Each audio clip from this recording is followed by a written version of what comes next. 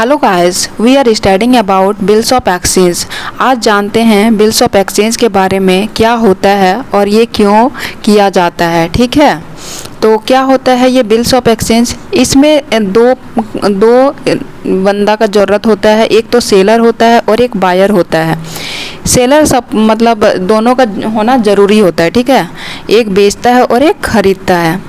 और bills of exchange हमेशा credit basis पे होता है। ये क्या होता है, हमेशा क्रेडिट बेसिस पे होता है। ये सेलर जो होता है, सेलर बिल रिटर्न करता है और बायर उसमें क्या करता है, साइन करता है। जब तक सेलर रिटर्न करता है तब तक क्या होता है, ड्राफ्ट में वो रहता है और बायर क्या करता है, बिल का साइन करता है। तो सेलर को क्या बोलते हैं, ड्रॉवर बोलते हैं, और बायर को ड्रॉवी बोलते हैं। बायर ही क्या बिल मेकर भी कहलाता है। तो ये क्या होता है दोस्तों, सपोज दैट क्या हुआ कि हम कोई गुड्स खरीद रहे हैं। ठीक है, बी हमसे कोई गुड्स खरीद रहा है 1 लाख। ये जैसा कि हम पहले ही बताए कि बिल्स ऑफ एक्सचेंज हमेशा क्रेडिट में होता है, तो उधारी में होता है। ये पूरे मतलब फुल पेमेंट देके हम इसे नहीं कर सकते हैं बिल्स ऑफ एक्सचेंज। ठीक है, उसमें कोई बिल्स ऑफ एक्सचेंज नहीं बनाया जा सकता है। ये उधारी में लेंगे तभी हमारा बिल बनेगा। ठीक है, तो क्या होता है, मान लीजिए सेलर कोई पीसी खरीदा है या टैब जो भी खरीदा है, लैपटॉप खरीदा है, सपोज दैट 1 लाख में खरीदा है वो। तो ये क्या करता है, उसमें ये बिल बना के देता है और एक्सेप्ट जो करता है उस बिल को, वो कौन होता है, बी होता है। और वो बी क्या होता है, बी को सिग्नेचर करना होता है। इसके बाद देखते हैं, according to the Indian negotiable instrument act 1881, ये नेगोशिएबल इंस्ट्रूमेंट एक्ट जो 1881 का कौन सा सेक्शन में है, अंडर सेक्शन 5 में नेगोशिएबल इंस्ट्रूमेंट एक्ट दिया हुआ है। तो इसका कैरेक्टरिस्टिक्स क्या होता है दोस्तों, इसका कैरेक्टरिस्टिक्स होता है, it is an unconditional order. ये एक अनकंडीशनल ऑर्डर है। It is a writing instrument, ये एक राइटिंग इंस्ट्रूमेंट है। साइंड बाय द मेकर का साइन होता है इसमें। और it must be date and stamp, इसमें डेट और स्टाम्प का होना जरूरी होता है।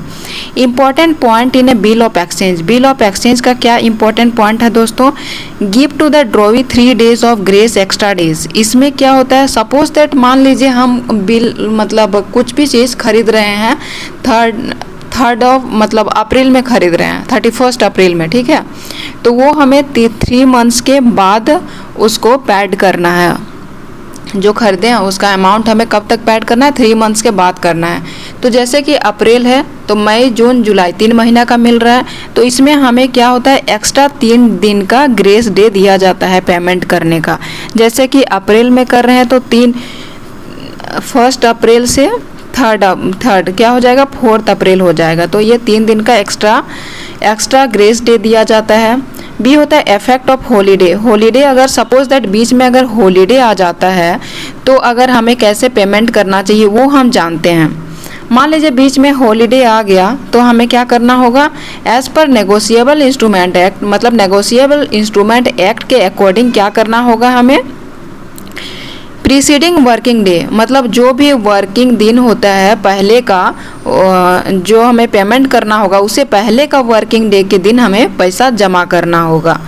थर्ड है इमरजेंसी हॉलीडे, सपोज दैट कोई इमरजेंसी केस हुआ तो क्या करना होगा, सब्सिक्वेंट वर्किंग डे, मतलब जो हमें जिस दिन जमा करना होगा उसके बाद के दिन हमें पेमेंट करना पड़ेगा। इसके बाद देखते हैं टर्म के बारे में जानते हैं। Period after which the sum mentioned in the bill is to be paid, term क्या होता है, कुछ मेंशन होता है किसमें, बिल में। ठीक है, अमाउंट क्या है, sum payable is specified both figures and words, amount figures और वर्ड्स दोनों में ही स्पेसिफाइड होता है। स्टाम्प क्या होता है, affixed on every bill of exchange, सारे बिल ऑफ एक्सचेंज में स्टाम्प लगा होता है। तो देखते हैं बिल ऑफ एक्सचेंज का कितना पार्टी होता है। तो दोस्तों बिल ऑफ एक्सचेंज का 3 पार्टी होता है। क्या क्या होता है, ड्रॉवर होता है, ड्रॉवी होता है और पेई होता है। ड्रॉवर किसे कहते हैं, जैसे कि हम ऊपर बताए कि ड्रॉवर कौन होता है, जो कोई भी मतलब उधारी दे रहा है, कोई भी सेल कर रहा है। ठीक है, जो सेल कर रहा है उसे क्या कहते हैं, ड्रॉवर कहते हैं। और जो बायर करता है, जो बाय कर रहा है उसे हम ड्रॉवी बोलते हैं। और पेई कौन होता है, राइट टू रिसीव, जो रिसीव करता है। तो सबसे पहले देख रहे हैं ड्रॉवर के बारे में। द पर्सन हु ड्रॉज और rights the bill is called drawer. वो पर्सन जो क्या करता है, ड्रॉ करता है, किसमें, बिल जो ड्रॉ करता है और उसमें लिखता है वो क्या कहलाता है, ड्रॉवर कहलाता है। राइटर इज द क्रेडिटर, ये एक मतलब लिखने वाला क्या होता है, क्रेडिटर होता है। और क्रेडिटर और writer of the bill will receive the amount, और क्रेडिटर और राइटर इसमें क्या करता है, अमाउंट रिसीव करता है। ड्रॉवी कौन होता है दोस्तों, ड्रॉवी होता है जो परचेज मतलब जो गुड्स बायर कर रहा है, परचेज कर रहा है। ड्रॉई इज अ डेटर, ड्रॉई क्या होता है, डेटर होता है, जबकि ड्रॉवर क्या होता है, क्रेडिटर होता है। क्रेडिटर देनदार होता है और क्या होता है, ये लेने वाला होता है, परचेज करने वाला होता है drawee. Bill is accepted by the drawee, bill को एक्सेप्ट करने वाला ड्रॉई होता है, साइन करने वाला ड्रॉई होता है। और consent writing the word accepted, acceptor, accept करने वाला भी ड्रॉई होता है, मेकर होता है, ठीक है। उसके बाद देखते हैं पेई के बारे में। तो जैसे कि क्या है दोस्तों, ये बहुत इंपॉर्टेंट है कि बिल्स ऑफ एक्सचेंज में कितना पार्टीज होता है, तो 3 पार्टीज होता है, ड्रॉवर, ड्रॉवी और पेई होता है। पेई में क्या आता है, right to receive the amount of bill is called payee. जो अमाउंट को रिसीव करता है बिल के ये से, तो उससे क्या बोला जाता है, पेई, पेई कहते हैं। पेई may be a third person और द ड्रॉवर हिमसेल्फ। पेई क्या होता है, एक तो तीसरा पर्सन हो सकता है, नहीं तो ड्रॉवर हिमसेल्फ, ये खुद ड्रॉवर भी हो सकता है। इसके बाद देखते हैं ड्रॉवर और ड्रॉवी के बारे में। ड्रॉवर का क्या क्या, जो गुड्स सोल्ड करता है उसे ड्रॉवर बोलते हैं। ड्रॉवी कौन होता है, जो गुड्स परचेज। ड्रॉवर के बारे में क्या क्या है, जो सेलर होता है, गुड्स सोल्ड करता है। और राइट जो लिखता है बिल में। क्रेडिटर्स होता है, बिल्स रिसीवेबल है, और ये ड्राफ्ट क्रिएटर होता है। और ड्रॉवी क्या क्या होता है दोस्तों, ये गुड्स परचेसर होता है, बायर होता है, सिग्नेचर होता है इसका, ये सिग्नेचर करता है। ये डेटर्स होता है, और ये बिल्स पेबल होता है, बिल्स पे करता है। ये बिल्स क्रिएटर होता है और केस पेयर होता है। अब देखते हैं bills of exchange. Bills of exchange का क्या होता है, there are 2 types. Bills of exchange का पार्टी 3 है, ठीक है। बिल्स ऑफ एक्सचेंज का 3 पार्टी होता है और इसका टाइप्स होता है 2। क्या क्या होता है, ट्रेड बिल और एकोमोडेशन बिल। तो ट्रेड बिल क्या होता है दोस्तों, goods sale credit basis bill as a guarantee. जो गुड्स सेल कर रहा है क्रेडिट बेसिस पे, उसे क्या कहते हैं, bill as a guarantee, guarantee देकर, ये क्या कहलाता है, ट्रेड बिल कहलाता है। ट्रेड बिल क्या होता है, जो गुड्स सेल करता है क्रेडिट बेसिस पे और बिल एज उस बिल के लिए वो गारंटी देता है, ऐसे बिल को क्या बोला जाता है, ट्रेड बिल बोला जाता है। और एकोमोडेशन बिल क्या होता है, सेल्स नॉट जनरेट, सेल्स मतलब इसमें कोई सेल कोई जनरेट नहीं किया जाता। एकोमोडेशन बिल एक टाइप का हेल्प नेचर वाला बिल होता है। सपोज दैट कोई मान लीजिए ए एक पर्सन है और बी उसे उधारी के रूप में, मतलब दोनों ए और बी दोनों दोस्त है, ठीक है। तो बी उसे क्या कर रहा है, उसको कुछ ज़रूरत है और पैसा ले रहा है, पैसा मतलब उसको चाहिए है, ठीक है, ए से। तो वो ऐसे ही दे रहा है, उसमें ना ही इंटरेस्ट या फिर कोई उसका कोई लिमिट नहीं है कि कब देगा नहीं देगा, कोई गारंटी इसमें, कोई रिटर्न, कोई डॉक्यूमेंट्स, कोई बिल उल ये सब नहीं होता है, ठीक है। तो ऐसे बिल को क्या बोलते हैं, एकोमोडेशन बिल। इसमें कोई मतलब हेल्पिंग नेचर के तौर पे जो दिया जाता है वो होता है एकोमोडेशन बिल। और ट्रेड बिल होता है मतलब वो गारंटी के साथ जो भी काम होता है उसे कहा जाता है ट्रेड बिल। अब देखते हैं these bills are based on sales and purchase of goods. Trade bill मतलब सेल और परचेज करने के लिए, गुड्स को सेल और परचेज करने के लिए एक अच्छा ये है, ठीक है, ट्रेड बिल। इसके बाद है bill is accepted credit. Bill क्या एक्सेप्ट करता है, क्रेडिट एक्सेप्ट करता है। Extended to the purchaser of goods, discounted remain with holder. और इसमें क्या होता है दोस्तों, एकोमोडेशन बिल में these bills are drawn to help someone in need of funds. Acceptor may not receive, acceptor इसमें कोई रिसीव नहीं करता। May be shared by the 2 parties. और एकोमोडेशन बिल में क्या होता है, 2 पार्टी होता है एकोमोडेशन बिल में। एडवांटेज इसका क्या है, negotiable instrument, it can easily be transferred in settlement of debts. Negotiable instrument इसमें क्या होता है, बहुत इजी वे से ट्रांसफ़र कर सकता है। Free transfer facility, transfer facility इसका फ्री होता है। Bill can be converted into case, और बिल को हम कन्वर्ट कर सकते हैं केस में। Noting of bill and noting charges. अब देखते हैं नोटिंग बिल और नोटिंग चार्जेस क्या होता है। When a bill has dishonoured, जब बिल डिसऑनर्ड हो जाता है, the holder of the bill, the holder can be drawer, endorsee और bank may present it to notary public. अगर सपोज दैट ए से अगर बी उधारी लिया है, ठीक है, और वो बिल्स ऑफ एक्सचेंज के ये से लिया है, लेकिन किसी भी कारणवश से बी उसको पेमेंट नहीं कर पा रहा है, तो ए क्या करता है, ए नोटरी चार्जेस में वो क्या करता है, नोटिस करता है और ये क्या करता है, इंडोर्सर ऑफ बैंक में present it to notary public के पास जाता है, to the acceptor of the bill, and if he doesn't pay, the notary public will note the fact of dishonor on the bill. Final evidence for court cases, वो अगर B acceptor अगर payment नहीं कर पाता है किसी भी कारणवश से, तो ड्रोवर क्या करता है, फाइनल एविडेंस लेके वो कोर्ट में केस कर देता है, और कोर्ट में केस करता है तो कोर्ट क्या करता है, उसमें चार्जेस चार्ज बाय नोटरी, वो नोटरी से चार्ज करता है नोटिंग चार्जेस पैसा दिलवाने के लिए। सपोज दैट ए होल्डर है पैसा देने वाला बी को, ठीक है, बी कोई गुड्स लिया है या फिर ऐसे ही पैसा लिया है तो बी को दिया है, तो बी क्या किया, वो मतलब पेमेंट नहीं कर पा रहा है, तो ए क्या करता है, वो नोटरी पब्लिक को मतलब नोटिस देता है और उस पैसा को दिलवाने का, उस पैसा मतलब बी से दिलवाने वाला वो नोटिस करता है किसको, नोटरी पब्लिक को। सपोज दैट 1 लाख रुपया बी ए से लिया था, तो उसमें क्या करता है, वो नोटरी पब्लिक बी को क्या करता है, बी से 1 लाख रुपया दिलवाने के लिए उसको ये करता है, और इसमें से उसमें जो एक्स्ट्रा चार्ज करता है, जो नोटरी पब्लिक को जो देना है चार्ज, तो वो चार्ज कौन करता है दोस्तों, वो बी ही करता है, ठीक है, लास्ट में उसको बी को करना पड़ता है। तो पेमेंट क्या है, noting charges will be paid by the holder of the bill, but ultimately it will be covered from the drawee और एक्सेप्टर। मतलब नोटरी चार्जेस को जो पेमेंट करना होता है वो कौन बिल पे करता है, ड्रोवी करता है, जो पैसा उधारी लिया था एक्सेप्टर करता है। रिटायरमेंट ऑफ द बिल में क्या होता है, बिफोर पेमेंट। अगर रिटायरमेंट ऑफ द बिल में क्या होता है, बिफोर पेमेंट या फिर some rebate discount to the payer. फिर सी में क्या है, payment is made delayed. Payment अगर ज़्यादा डिले हो जाता है तो उसे क्या करते हैं, सपोज दैट हमें मतलब 1 मंथ के बाद पेमेंट करना हो और किसी भी कारणवश से पेमेंट नहीं कर पाते हैं, तो उसको क्या करते हैं, रिन्यू कराते हैं, तो उसे क्या कहा जाता है, रिन्यूअल। अब देखते हैं प्रोमिसरी नोट्स के बारे में। प्रोमिसरी नोट्स क्या होता है, ये सेक्शन 4 में है। बिल्स ऑफ एक्सचेंज कौन सा सेक्शन में था, सेक्शन 5 में था। प्रोमिसरी नोट्स कौन सा है, सेक्शन 4 में है, और ये नेगोशिएबल इंस्ट्रूमेंट एक्ट 1881 के तहत है। It is N instrument in writing, ये क्या होता है, राइटिंग होना चाहिए इसमें। Note being a blank note और ए करेंसी नोट, कोई बैंक नोट इसमें नहीं चलता है और करेंसी नोट नहीं चलता है प्रोमिसरी नोट में। It is an unconditional order, ये एक अनकंडीशनल ऑर्डर होना चाहिए।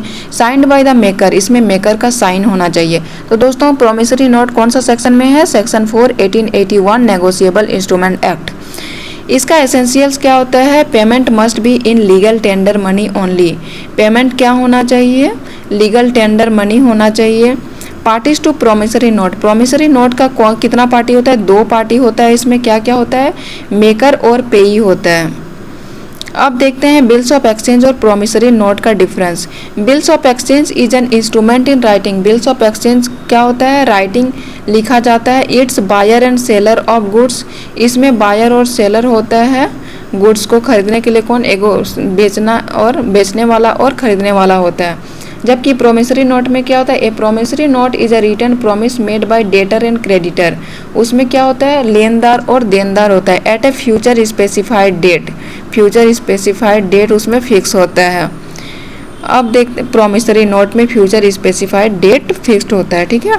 अब देखते हैं डिफाइंड, ये कौन सा सेक्शन में है, bills of exchange section 5 of negotiable instrument act 1881 में है, और प्रोमिसरी नोट है section 4 of negotiable instrument act 1881 में।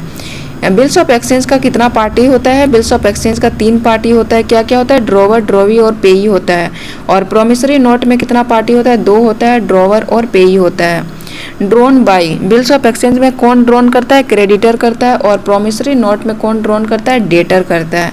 Liability of maker, liability of maker कौन होता है? Secondary and conditional. और प्रोमिसरी नोट में क्या होता है? प्राइमरी एंड एब्सोल्यूट होता है। मेकर एंड पर्सन पेई स्टाम्प क्या होता है? ये होता है और ये नहीं होता है। Copies, bill can be drawn in copies, bill कहाँ, बिल्स ऑफ एक्सचेंज में बिल ड्रॉ कहाँ किया जाता है? कॉपी में किया जाता है। और promissory note can not be drawn in copies, promissory note में कोई कॉपी उपी में बिल ड्रॉ नहीं किया जाता। नोटिंग क्या होता है? इन केस होगा, सॉरी दोस्तों, in case of dishonour of bill noting becomes important. अगर पैसा मतलब किसी भी कारणवश से ड्रॉवी अगर नहीं पेमेंट कर पाता हो तो वो नोटिंग डिसऑनर कर मतलब डिसऑनर ऑफ बिल नोटिंग कर सकता है। बिकम्स, ये बहुत ज़्यादा इंपॉर्टेंट है किसमें? बिल्स ऑफ एक्सचेंज के लिए। बट प्रोमिसरी नोट के लिए क्या है? Noting is not necessary in case of dishonour of promissory note, कोई ज़रूरी नहीं है नोटिंग करने के लिए, डिसऑनर ऑफ नोटिंग करने के लिए उसमें ज़रूरी नहीं है प्रोमिसरी नोट में। डिसऑनर क्या है? नोटिस, बिल्स ऑफ एक्सचेंज में notice is necessary to be given to all the parties involved. Bills of exchange में सभी पार्टी का होना डिसऑनर में जरूरी होता है। और प्रोमिसरी नोट में क्या है? Notice is not necessary to be given to the maker, maker का होना कोई जरूरी नहीं होता है किसमें? प्रोमिसरी नोट में। अब देखते हैं accounting treatment of bill of exchange. ये 5 टाइप का है। On the due date bill is honoured, on the due date bill is dishonoured, और renewal of bill, retiring of bill, insolvency of acceptor. सबसे first में देखते हैं on the due date bill is honoured. जब due date होता है bill honoured में तो क्या करते हैं? Drawer can treat the bill in the following ways. Bill is retained till the date of maturity, bill is retained till the date of maturity. जब date of maturity होता है तो क्या होता है? रिसीवर में keep the bill till the date of maturity of the bill and bill is honoured. The acceptor drawee shall make the payment to the receiver drawer. Acceptor drawee होता है और रिसीवर कौन होता है? ड्रॉवर होता है date of maturity के time. Bill is मतलब कोई भी चीज़ अगर खरीद रहे हैं और बेच रहे हैं तो वो क्या होता है? रिसीवर कौन होता है? ड्रॉवर होता है। और एक्सेप्टर कौन होता है? ड्रॉई होता है। अब सेकंड देखते हैं bill is discounted from the bank. जब बिल में कोई डिस्काउंट मिलता है बैंक से तो क्या होता है? Bank facilitates the customers to get their bill discount from it. अब एक एग्जाम्पल देखते हैं। Ram draws a bill on Shyam for 1,20,000 on 1st April 2020, payable after 4 months. Ram discounted the bill from bank. Calculate discount amount in the following cases. अगर राम क्या कर रहा है? एक बिल ड्रॉ कर रहा है। श्याम फॉर ₹1,20,000 कब खरीद रहा है? वो श्याम कब ले रहा है? 1,20,000 का 1 अप्रैल 2020 में। पे वो कब करने का, उसका पे करने का कब है टाइम? 4 मंथ्स के बाद। Ram discounted the bill from, और राम उसमें क्या कर रहा है? बैंक से उसको कुछ डिस्काउंट मिला है। कैलकुलेट डिस्काउंट अमाउंट, तो क्या कैलकुलेट करना है? फर्स्ट दिया है the bill has been discounted 10% on 1 April 2020। First discount कितना दिया है? 10%। 10% दिया है कितना में? 1,20,000 में 10%, 1,20,000 में 10% दिया तो 1,20,000 इंटू 10/100 इज इक्वल टू क्या हो जाएगा? 1200। फिर सेकंड में क्या दिया है? The bill has been discounted 10% पर एनम ऑन 1 अप्रैल। जहाँ पर एनम दिया होगा तो इसमें क्या करना होगा? पर एनम में जैसे कि 4 मंथ्स दिया है या फिर 6 मंथ जितना भी रहता तो उसको जितना मंथ दिया है उतना कैलकुलेट करना होगा। तो क्या करना होगा? 1,20,000 इंटू 10/100 इंटू 4 मंथ्स दिया है तो 4/12 कितना निकलेगा? 400। अब देखते हैं last. The bill has been discounted for ₹11,500। इसमें पूरा मतलब पूरी तरह से इसमें फाइनल दिया हुआ 11,500। इसमें कोई कैलकुलेट नहीं करना है। 11,500 को क्या कर देना है?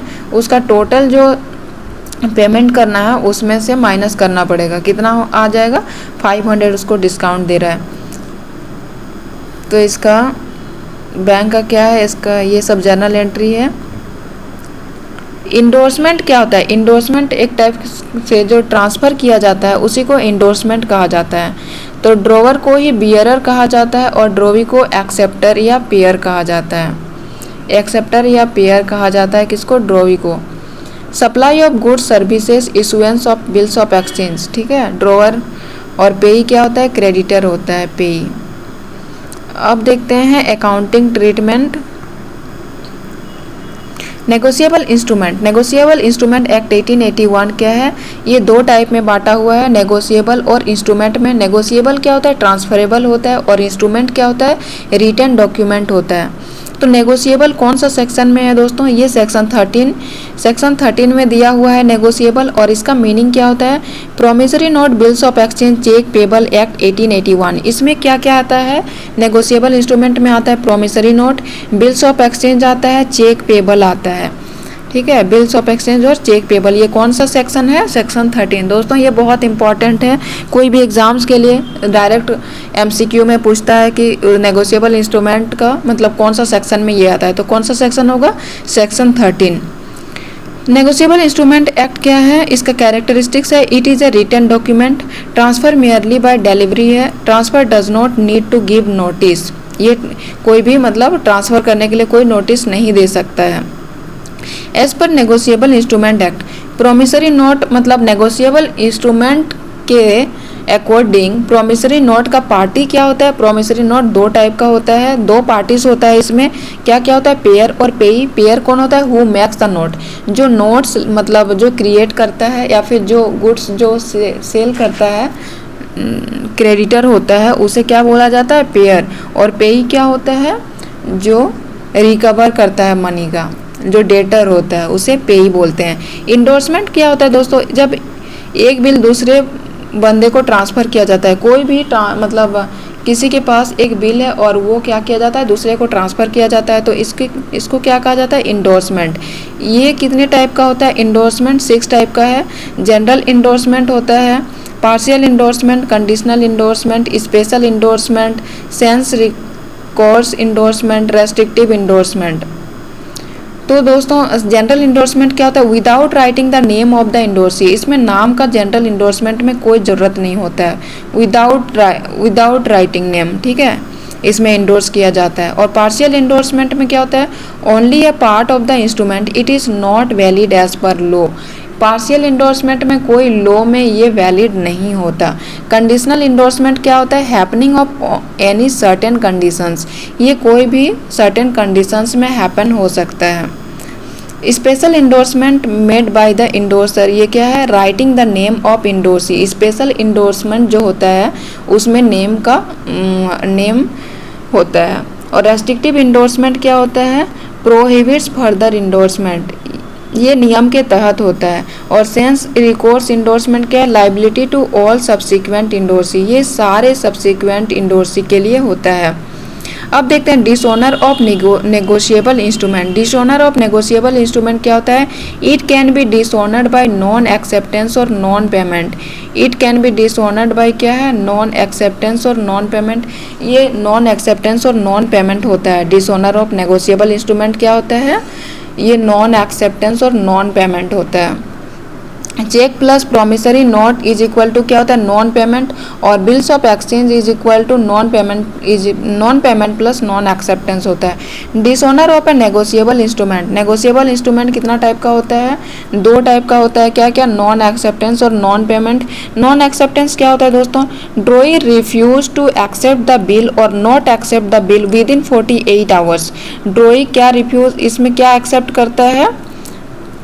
द बिल और नॉट एक्सेप्ट, ये बिल विद इन 48 आवर्स के अंदर ही उसको एक्सेप्ट करना होता है। Drawee refuse to accept the bill और not accept the bill within 48 hours. और नॉन पेमेंट क्या है? Payment on the date of its maturity, acceptor fails to make payment when it is due, the bill is dishonoured by non payment. अब देखते हैं notice of dishonour. Notice of dishonour क्या है? Holder to all the parties to whom holder seeks to make liable by stating the fact of dishonour. फिर है discharge of negotiable instrument, when the payment of a negotiable instrument is made और when the debtor became the holder. अब कुछ questions देखते हैं जो कि exams के लिए इम्पॉर्टेंट है। सेक्शन सबसे ज़्यादा इम्पॉर्टेंट है इसमें। Negotiable instrument act deals with the bill of exchange, कौन सा सेक्शन में है? Negotiable instrument act deals with the bills of exchange, कौन सा सेक्शन में है? सेक्शन 5 में है। और बिल्स ऑफ एक्सचेंज का 3 पार्टी होता है। क्या क्या होता है? 3 पार्टी क्या क्या होता है? ड्रॉवर, ड्रॉवी और पेई होता है। और इसका टाइप होता है 2 गो, क्या होता है? ट्रेड बिल और एकोमोडेशन बिल। फिर देखते हैं प्रोमिसरी नोट। प्रोमिसरी नोट कौन सा सेक्शन में है? ये सेक्शन 4 में आता है और इसका 2 पार्टी है। क्या क्या होता है? मेकर और पेई होता है। फिर देखते हैं बिल्स ऑफ एक्सचेंज, ये फिर 5 में है। और डील्स विथ चेक, चेक कितना में आता है? सेक्शन 6 में। कौन सा है? सेक्शन 6 में है चेक का। और सेक्शन 15 है डील्स विथ इंडोर्समेंट। इंडोर्समेंट कौन सा सेक्शन में है? सेक्शन 15। इंडोर्समेंट है सेक्शन 15। इंडोर्समेंट है सेक्शन 15। नेगोशिएबल इंस्ट्रूमेंट क्या डिफाइन करता है? प्रोमिसरी नोट डिफाइन करता है, बिल्स ऑफ एक्सचेंज करता है और चेक करता है। Dishonour of negotiable instrument bye non payment is covered under section in negotiable instrument act 1882। जो dishonour of negotiable instrument bye non payment होता है वो कौन सा सेक्शन में दिया है? कौन सा सेक्शन में दिया है? Section 92। Dishonour of negotiable instrument bye non payment, dishonour of negotiable instrument bye non payment किस में दिया है? सेक्शन 92। सेक्शन 90 में क्या है? Extinguishment of rights of action on bill in acceptor's hand. Section 91 में क्या है? Dishonour by non acceptance. Section 93 में है by and to whom notice should be given. By and to whom notice should be given किस में है? Section 93 में। अब देखते हैं नेक्स्ट क्वेश्चन क्या है। Negotiable instrument amount 2017 provision code. Provision code में कितना अमाउंट का जिक्र किया गया है? कितना उसको ये करेगा प्रोविजन के अकॉर्डिंग? 20% का। और ये कितना नॉट एक्सीड, मतलब 20% से ज़्यादा एक्सीड नहीं कर सकता। और कितने दिन के अंदर दिया जाता है? 60 days. If the holder of a bill of exchange allows the drawing more than 48 hours exclusive of public holiday, अगर क्या होता है? Holder of A bill of exchange allows the drawee को कितना दिन के अंदर? 48 hours exclusive of public holiday में दिया जाता है। कितना? प्रीसीडिंग डे में कोई भी पेमेंट करना होता है। अब देखते हैं नेगोशिएबल इंस्ट्रूमेंट एक्ट कौन सा सेक्शन में डिफाइन है? Negotiable instrument act section 6 of negotiable instrument act defines किस में है? चेक। चेक कौन सा सेक्शन में है? सेक्शन 6 में। If a minor draw endorse deliver and negotiable instrument it binds, minor deliver कर सकता है नेगोशिएबल इंस्ट्रूमेंट में, किसको छोड़ के? All the parties except minor, सारे पार्टी कर सकते हैं सिवाय माइनर के। डिसऑनर ऑफ चेक कौन सा सेक्शन में है? सेक्शन 138। सेक्शन 138 में dishonour of cheque for insufficiency funds in the account है। इम्प्रिजनमेंट फॉर सच ऑफेंस में be extended for period of 2 years। Imprisonment कितना साल का पीरियड एक्सटेंड कर सकता है? उसमें 2 साल। Section 138 apply unless the drawer of such cheque fails to make the payment of the said amount of money to the payee और the case the holder in due. ये कितना डेज का होता है? 15 डेज रिसिप्ट। और cheque has been presented to the bank within कितना? Cheque present कर सकता है विद इन कितने मंथ तक? 6 मंथ। बैंकर इंक्लूड्स, बैंकर क्या चीज़ में इंक्लूड है? Any person acting as a banker and any post office saving banks. Promissory note क्या होता है? प्रोमिसरी नोट ये सेक्शन 4 में दिया है प्रोमिसरी नोट, और इसमें 2 पार्टी होता है। बिल्स ऑफ एक्सचेंज में 3 पार्टी होता है। The interim compensation payable under section 143A may be recovered as if it were a fine. क्या है? As per the provision of the code of criminal procedures 1973 Indian penal code है। All offence under chapter 17 shall be tried by क्या है? A metropolitan magistrate or a judicial magistrate of the first class. Which court can entertain any offence punishable under section? कौन सा section में negotiable instrument act के according कौन सा section में punish किया जाता है, पनिशेबल दिया जाता है कोर्ट के अकॉर्डिंग? सेक्शन 138। इसमें क्या किया जाता है? Court not inferior to that of judicial magistrate of the first class, court not inferior to that of a metropolitan magistrate. अब देखते हैं the liability of the drawer of a foreign bills of exchange is regulated in all essential matters by the law of the place where क्या the instrument is made है। When a bill is said to be dishonoured, bill कब dishonoured होता है? Bill कब dishonoured होता है? Where presentment is execute and the bill is not accepted on several drawees makes default in acceptance upon being duly required to accept the bill, और सी क्या है? by non acceptance by the drawee। तो दोस्तों आज के लिए इतना ही। Thank you. अगर आपको ऐसी वीडियोस चाहिए तो प्लीज़ मेरे चैनल को लाइक और सब्सक्राइब कीजिए।